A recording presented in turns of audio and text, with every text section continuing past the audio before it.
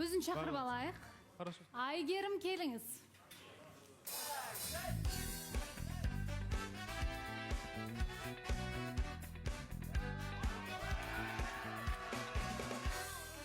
Ал керек болса, Айгерім, қош келдіңіз.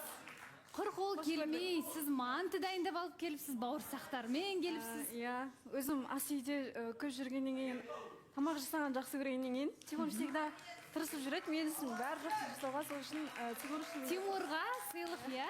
Ой, жарайсыз. Тимур, иә, мұнда қойып қояйық. Айгерім, жақсысыз ба? Қалыңыз қалай? Көңіл күй қалай? Өздеріңіз қалайсыздар? Бәрі жақсы, бізде бәрі керемет.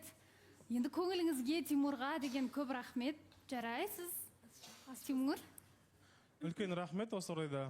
Енді Кездесулеріңіз болып жатыр ма? кездесу болды болсаған. Фото-видеоларыңыз бар ма? Фото-видео барлығы бар. Әйтеуір бір фото-видео көретін болдық қой бүгіндікке. Көрейік.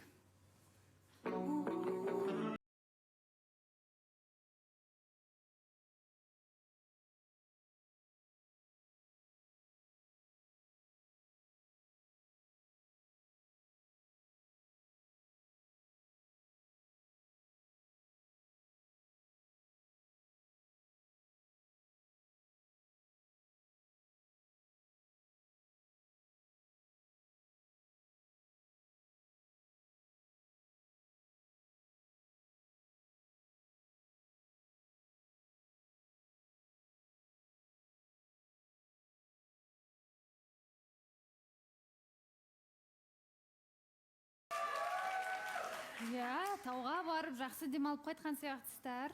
Иә, бізде жалпы кездесу күнде болады. Күнде студиядан шыққаннан кейін кездесеміз, демалыс күндерде кездестік, бірге болдық. Кеше тауда болғанбыз, видео көріп қайттық. Бәрі ұнап жатыр ма, Айгерім, сізге? Иә, мен келгенме бір апта болды, бізде бір аптада күнде кездесеміз десек те болады. Алдында футбол ойнаған күні ғана кездеспей қалдық. Банча күндер күнде кездесеміз, күнде сөйлесеміз. Эфирден шыққаннан кейін уже кешкі 7-лердің уақытысында маған хабарласады, не істеп жатсың деген сияқты. Сонымен сразу эфирден шыққаннан кейін маған келеді да. Уже хабарласпай қалса, мен уже күтетін болғанбыз оны. Неге хабарласпай жатыр деген сияқты. Сол күнде кездесеміз, күнде сөйлесеміз, барлығы жақсы, маған бәрі ұнап жатыр. Ал үйдегілеріңіз не деп жатыр?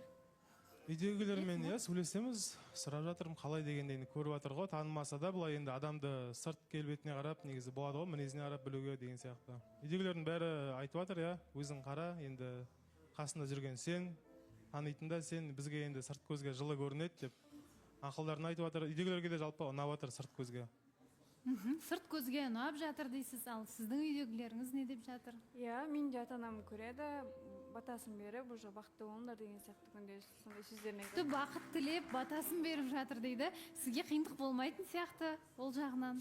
Иә, қызымыз асығыс сияқты. Негізі бізде енді осы жобада отқаннан кейін, қызымыз асығыс сияқты дегеніңіз қалай?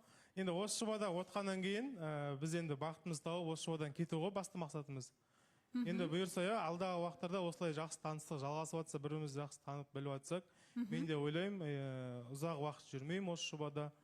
Если бақытымды тауып, осы бақытым осы жан болып жатса, баласы ханым осы жерде құда түсіп, сырғамыз салып, кеткіміз келетін жайымыз бар. Шыны керек, баласы ханым, Тимурдың жанында жүргенде андай болады ғой, бір жаның тынышта, қатты өзімен нагрузка істемейсің.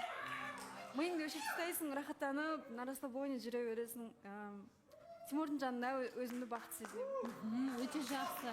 Яғни сенуге болатын нағыз ер азамат деп жатыр. Ал тыңдайық, Жанболат? Ал айтайыңыздар. Ортағым өте керемет, өте күшті, бақытты жандарды көріп отырық. Бақытты болыңыздар. Аяулым, қатты қуанып бақыт тілеп жатқасын сіздер не айтады екен деп тыңдайын деп отырғам. Енді былай көзге енді шынымен де жарасымды сияқты. Енді басында Ғалымжанға келгенде қатты жылап едіңіз ғой, Айгерім, мен ойлаймын, енді Тиманың жанында өзіңіздің бақытыңызды тауып, болашақта бір енді көз жасыңыз тек қуаныштан ғана шығады деп ойлаймын. Енді сұрақ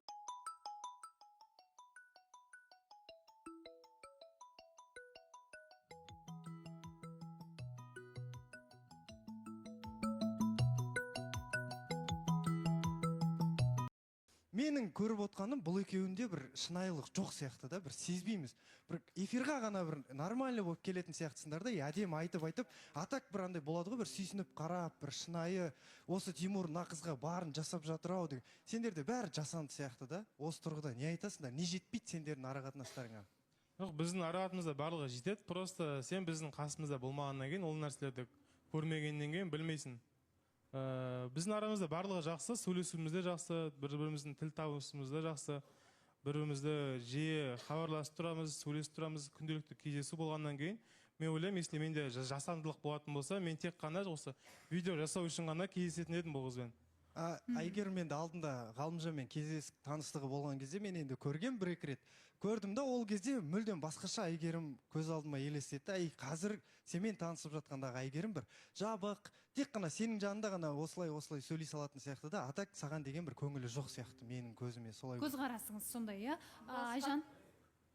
Осы жерде Балауса ханым, мен түсінбей отырмын да, ұялымда мүлдем. Қазір вообще екі сөйлейтін болыпты. Негізі алдында да айтып алды да, мен туған күнге неге ананы апарасың, мынаны апарасың деп, өзі жаңағыдай мен сол күні шақырып алып, Айжан келіңізші деп алып. И осы жерде қыздарға талай жаңа пікір айтып, фигурасын айтып, анаусына тиісіп отыр да. Өзі енді түнімен клубта жүреді, еще дуалға қарап жаңағыдай неше түрлі фото жасайды дегендей. Енді келіп алып клубқа барғаннан кейін жаңағыдай стенаға қарап фотолар жасайды да, енді неше түрлі сондай бір білмеймін енді жаңа келін болатын қыздың тірлігі емес. Ол одан бөлек қазір клубқа барғаннан кейін мақалдатып сөйлемейтін бопты деймін да, Балауса ханым, мен байқадыңыздар ма? Оның алдынан бері мақалын деген өлтіріп айтатын еді, жаңағыдай бәрін сойып осы жерде. Клубқа барғаннан кейін что-то ой өзгеріп қалды, мақалдарың қайда аяулым? Енді Балауса ханым, мен зато без маски жүремін, мен қалай бармын, солай жүремін. Мені болашақ жарым, мені қалай бар, солай қабылдау керек. Сондықтан да білмеймін, Айжан бірінші пікір айтпас бұрын адам миын қортып алып айту керек сияқты. Мақалдататындай, енді қай жерде мақалдататындай қазір пікірде болып жатқан жоқ қой?